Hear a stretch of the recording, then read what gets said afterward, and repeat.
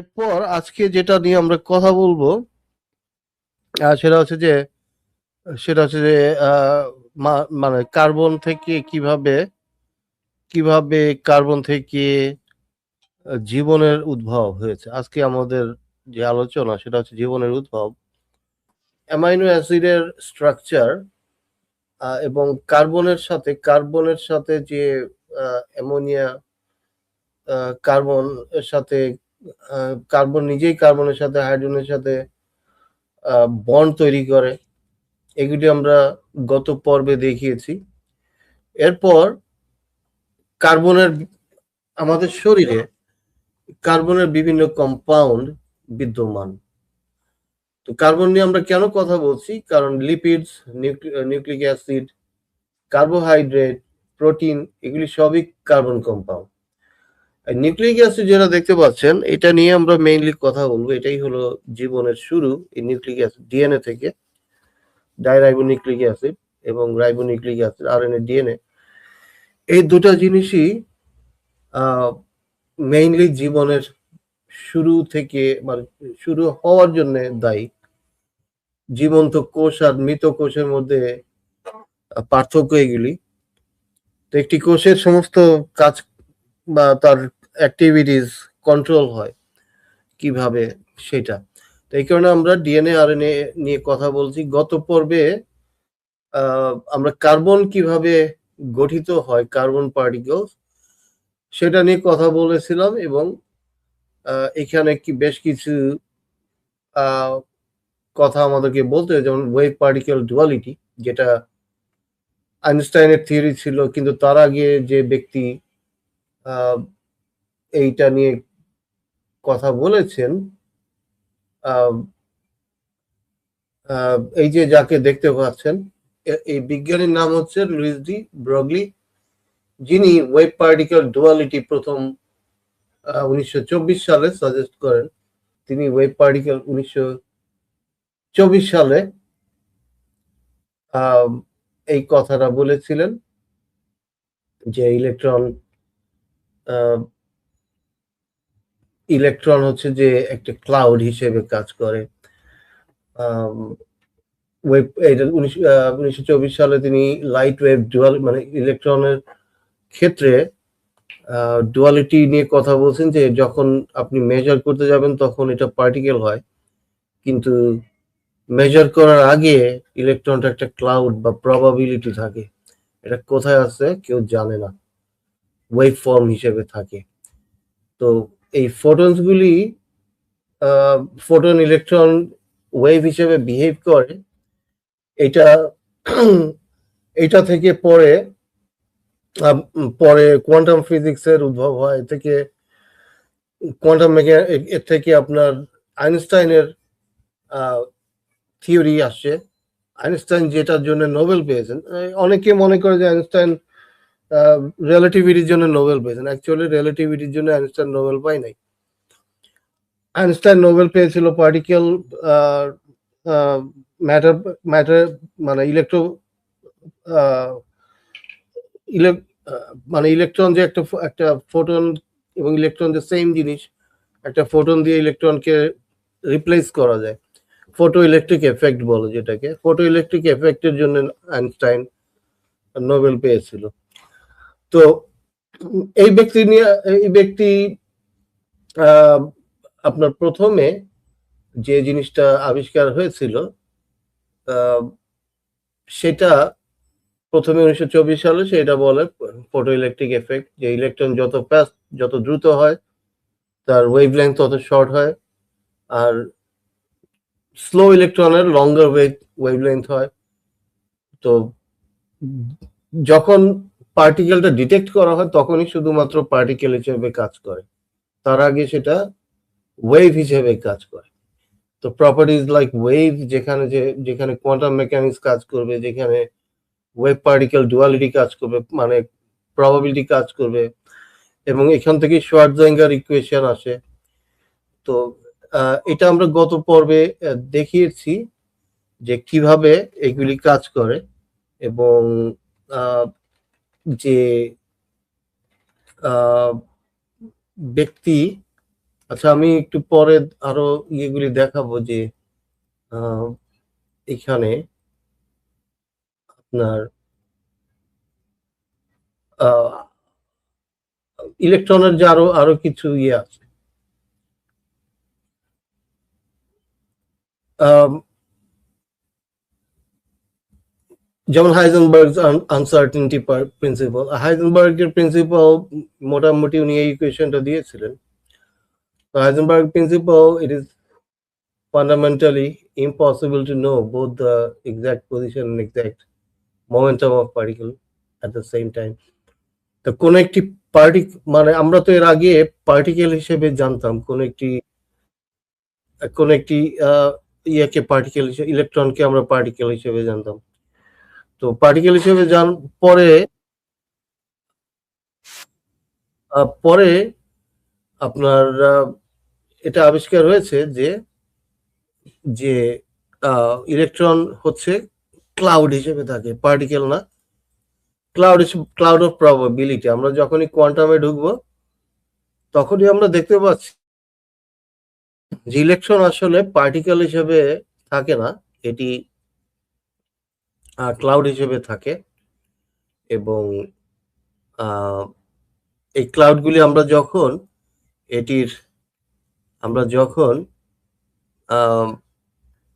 এটির অবস্থান হিসেবে জানতে চাই,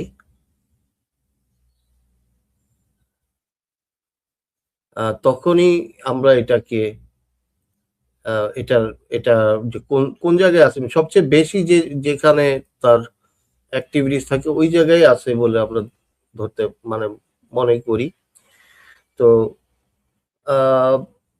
এই যে এর আগে যাকে দেখিয়েছিলাম, লুইস, আপনার এর আগে যেটা দেখিয়েছিলাম যে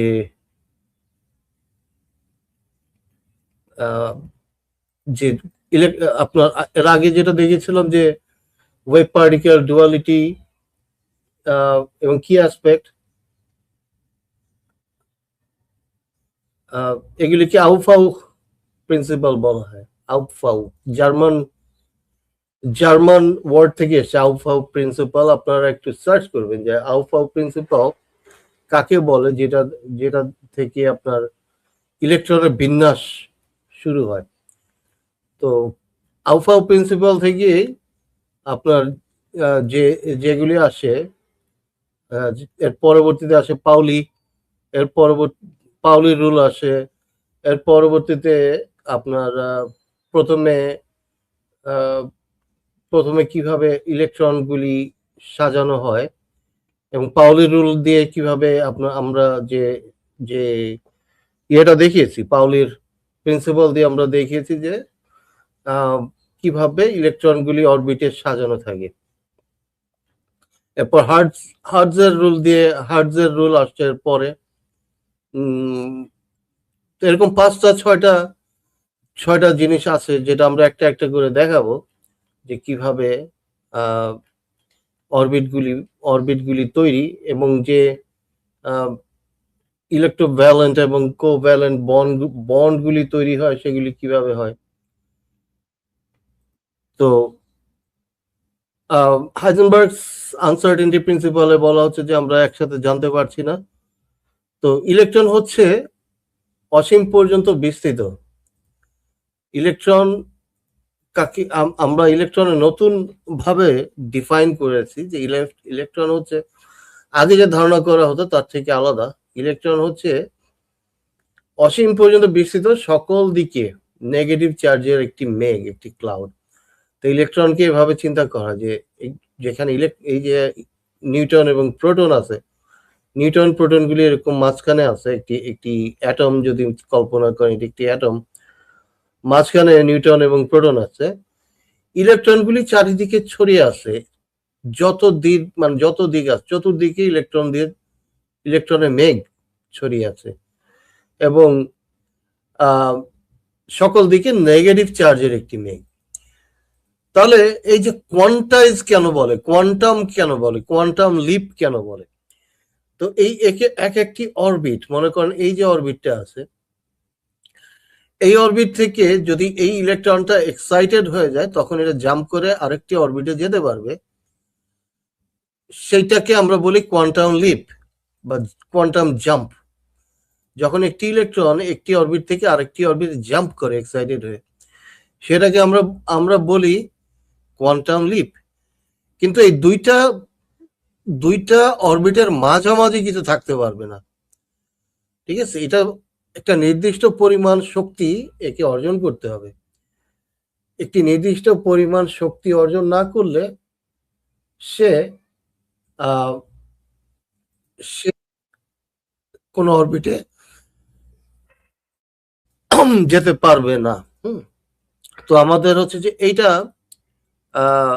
আচ্ছা, আমাদের সাথে বাজবেরি ভাই চলে আসেন। বাজবেরি ভাইকে স্বাগতম। আমি আপনার কাছ থেকে শুনবো। তার আগে আমরা এতদিন যা যা শিখেছি তার একটু রিভিশন দিয়ে নিচ্ছি। আমরা একটু ঘষে নিচ্ছি যে কি আমরা এতদিন শিখেছি আপনার কাছ থেকে।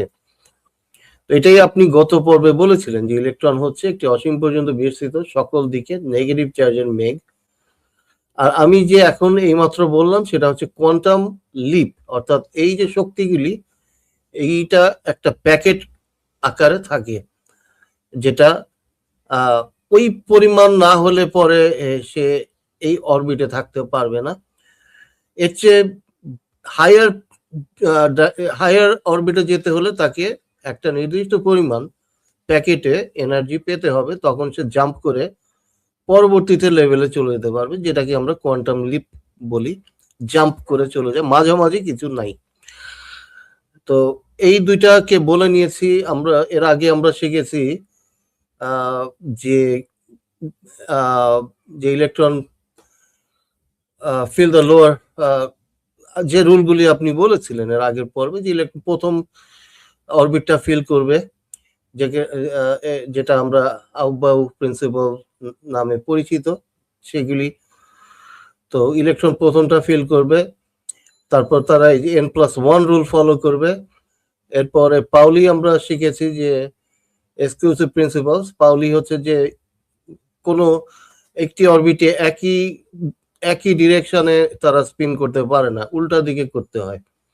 তাহলে একটা যদি রাইট সাইডে স্পিন করে, অন্যটা লেফট সাইডে স্পিন করবে। এভাবে আমরা অ্যারো দিয়ে দেখেছিলাম। ইট অরবিট হোল্ডস ম্যাক্সিমাম 2 ইলেকট্রন। প্রতিটা অরবিটে দুইটার বেশি থাকতে পারবে না এবং দুইটা ইলেকট্রন দুই দিকে স্পিন করবে। তাহলে the electrons behave as if it were spinning about an axis. দেখেন এখানে কি বলেছে যে এটা এইরকম বিহেভ করে যে তারা কোনো একটি বস্তুকে কেন্দ্র করে ঘুরছে। The electrons behave as if it were spinning about an axis through its center. তাহলে মাঝখান দিয়ে যদি আমরা এইভাবে একটা লাইন কল্পনা করি, এই লাইনকে কেন্দ্র করে তারা স্পিন করছে এবং দুইটা দুই দিকে। এই জন্য উপর নিচে আমরা অ্যারো দিয়ে দেখিয়েছিলাম যে আমরা ওই যে এই যে 1s 2s 2p এগুলি মনে আছে নিশ্চয়ই গত পর্ব থেকে।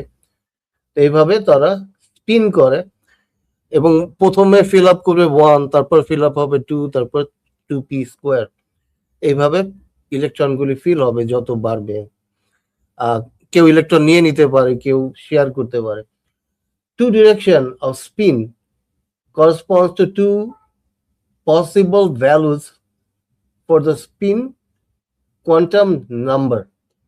তাহলে এই যে দুইটা পসিবল স্পিন, দুই দিকে যে স্পিন করছে, এটা দিয়ে কোয়ান্টাম নাম্বার নির্ধারিত হচ্ছে।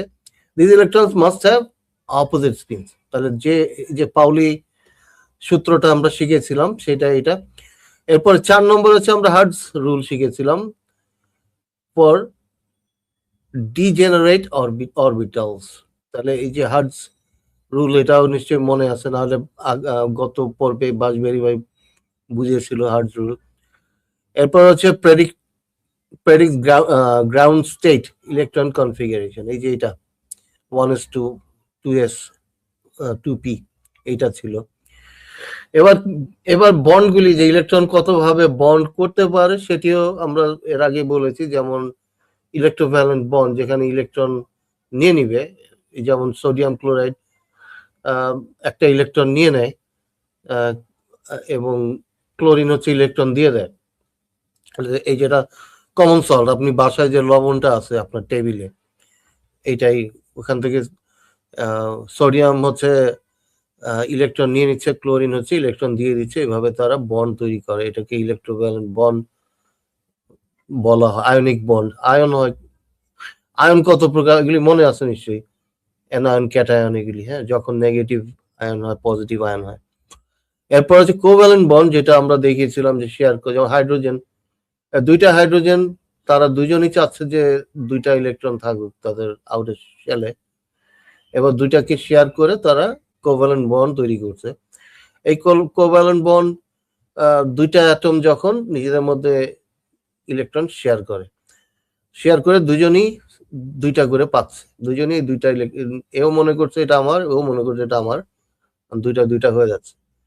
তাহলে হাইড্রোজেন মলিকিউল, এই যে H2, এরকম অনেকগুলি এক্সাম্পল দেওয়া যায় যে এখানে আপনার এই ধরনের বন্ড তৈরি করছে। এরপরে আসছি আমরা হাইড্রোজেন বন্ড। পানি হচ্ছে একটা hydrogen bond. Hydrogen bond is not a true chemical bond like ionic or covalent. It's a weak electrostatic attraction between molecules. তো এটা হচ্ছে যে এই যে যখন কোন একটা ইলেকট্রন খালি আছে তাদের মধ্যে একটা অ্যাট্রাকশন তৈরি হচ্ছে। তো এই যে পানিগুলি নিজেদের মধ্যে একটা হাইড্রোজেন বন্ড তৈরি করেছে, কারণ তাদের ইলেকট্রন খালি আছে, এই কারণে এই টাইপের হাইড্রোজেন বন্ড তৈরি করেছে। তারপর আমরা ডিএনএ স্ট্রাকচারে যাব।